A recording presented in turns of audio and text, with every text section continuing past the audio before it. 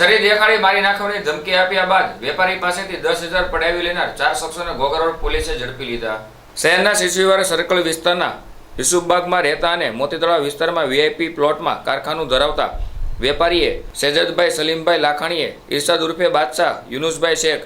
રહે સાંડિયાવાડ, આદિલ ઉર્ફે બાદશાહ, અબ્દુલ રજાક બાતવિલ રહે પ્રભુદાસ તળાવ, મોહમ્મદ અસલમ અહેમદભાઈ બાતવિલ રહે રાણીકા અને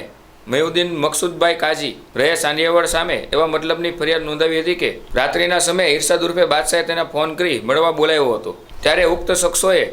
આવી તે કેમ મને ગાળો કેમ દીધી તેમ કહી તારે આ મેટર પતાવી હોય તો મને અત્યારે 2 લાખ કાઢી આપ તેમ કહ્યું હતું। આથી તેઓએ તેના આટલા બધા રૂપિયા ક્યાંથી આપું તેમ કહેતા તેઓ ઉશ્કેરાઈ જઈને 4 શખ્સોએ સ્કૂટર પર આવી તેને રોકીને છરી કાઢી તેની સામે રાખીને જે કાંઈ હોય તે કાઢી આપ, આ તારી સગી નહીં થાય, હમણાં જ ઢીમ ડાળી દઈશ